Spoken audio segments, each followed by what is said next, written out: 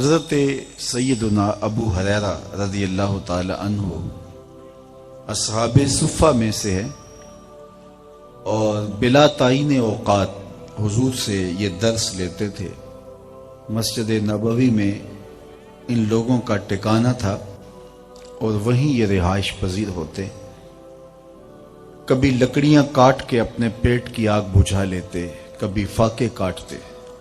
حضور کے گھر میں ان کے لیے جو چیزیں میسر ہوتی حضور بھجوا دیتے۔ بعض لوگ ان کو اپنے گھر میں مہمان ٹھہراتے اور ان کی ضیافت کرتے۔ فرماتے ہیں ایک دن بھوک کی اتنی شدت تھی کہ میری کمر سیدھی نہیں ہو رہی تھی اور میں نے چاہا کہ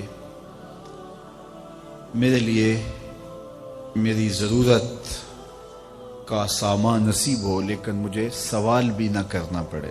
اگرچہ مخمصے کی حالت میں اگر آپ سوال کر لیتے ہیں تو حالت مخمصہ میں جب آپ کی زندگی کا رشتہ ٹوٹنے کا اندیشہ ہو تو وہ شرعاً جائز رکھا گیا ہے۔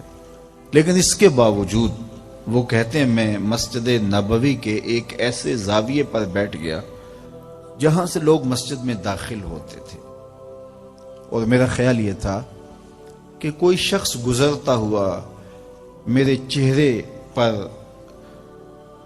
یہ جو حالت ہے میرے باطن کی اندر کی اور بھوک کی شدت کا جو عالم ہے وہ میرے چہرے سے بھانپ لے گا اور میری ضرورت کو محسوس کرتے میرے درد کا درمان کر دے گا۔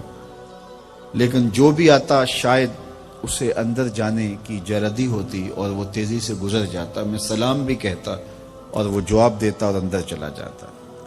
ہستی پلکوں کے نیچے غم بھی پلتے ہیں مگر کون دیکھتا ہے اتنی گہرائی میں۔ کہا کہ میرے چہرے سے میرے اندر کی کیفیت کسی نے نہ پڑھی، تو میں نے سوچا چلو کسی سے بات کرنی چاہیے تو پھر وہ میرے اندر کے معاملے بوجھ سکے گا۔ تو حضرت عمر رضی اللہ تعالی عنہ آئے تو میں نے ان سے کوئی مسئلہ دریافت کیا، تو انہوں نے مسئلہ بتایا اور چلے گئے، اور میرا مسئلہ وہیں کا وہیں رہا۔ پھر حضرت سیدنا صدیق اکبر رضی اللہ تعالی عنہ آئے تو میں نے ان سے بھی کوئی مسئلہ دریافت کیا، کوئی آیت قرآنیہ کے بارے میں پوچھا، تو انہوں نے مجھے اس کا جواب دیا۔ شاید انہیں بھی حضور کی مسجد میں حاضر ہونا اور وہاں جا کے حضور کے انتظار میں بیٹھنا بڑا عزیز تھا، اور وہ بھی جلدی میں تھے، اور وہ بھی چلے گئے اور آیت بتائی اور میرا مسئلہ وہیں کا وہیں کھڑا تھا۔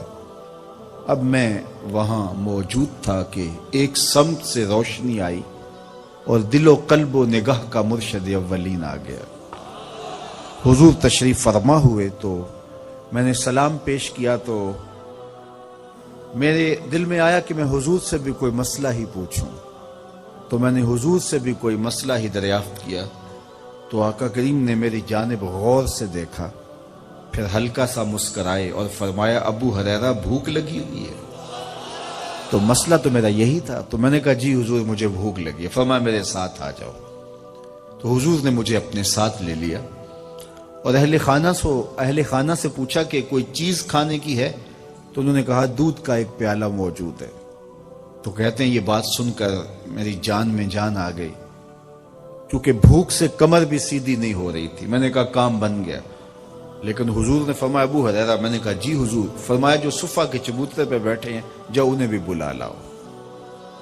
تو کہتے ہیں حکم تھا، میں بلا لایا۔ 70 لوگ تھے اور دل میں یہ سوال ابھر رہا تھا کہ دودھ کا ایک پیالہ اور 70 لوگ ہیں تو ایک ایک قطرہ بھی نہیں آئے گا۔ خیر حکم تھا، بلا لایا۔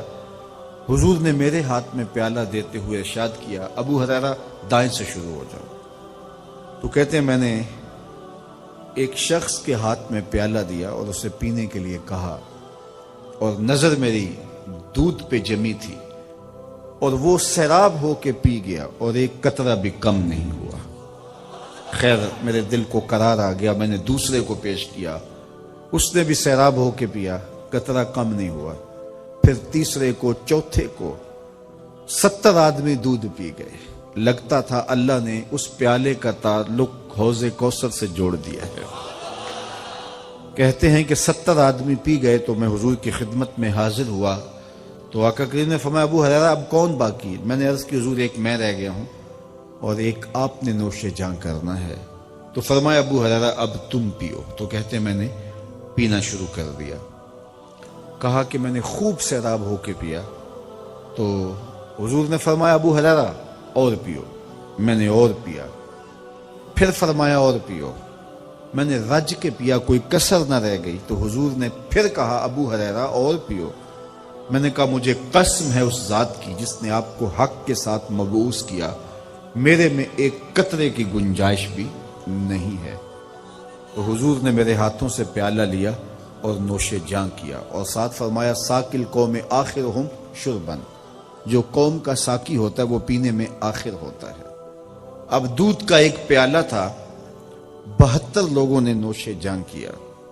اعلی حضرت بولے ہاں جناب ابو ہریرہ، کیسا تھا وہ جام شیر جس سے 70 صاحبوں کا دودھ سے منہ بھر گیا۔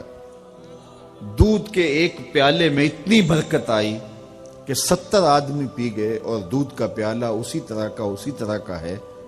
اب ایک تو پہلو حضور کی عظمتوں کا ہے اور حضور علیہ السلام کی دعا کی برکت ہے اور حضور کا معجزہ ہے، لیکن میں اس کے ایک اور پہلو کی طرف بھی آپ کی توجہ دلانا چاہتا ہوں۔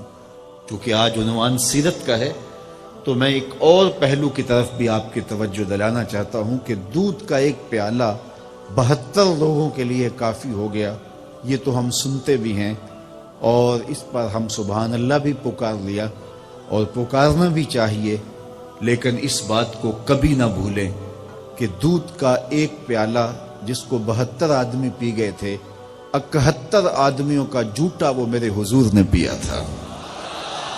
یہ حضور کی سیرت کا وہ رخ ہے، اگر ہم اپنی زندگیوں میں اتار دیں تو ایک دوسرے سے کراہت اور دوریاں ختم ہو جائیں۔ مومن کے جھوٹے میں شفا رکھی گئی ہے اور مسلمانوں کے اندر جو باہمی محبت ہے اس سے وہ پیدا ہوتی ہے، تو وہ غلام حضور کے، وہ صحابہ جو 2-2 3-3 دن کی پیاس اور بھوک سے سخت مضطرب اور بے چین تھے، انہوں نے رج کے دودھ بھی پیا اور پھر حضور نے 71 آدمیوں کا جھوٹا خود نوش جاں کر کے دنیا کے سامنے انسان کی توقیر رکھی اور بتایا کہ مسلمانوں کا درجہ کیا ہوتا ہے اور انسان کی عزت کیا ہوتی ہے۔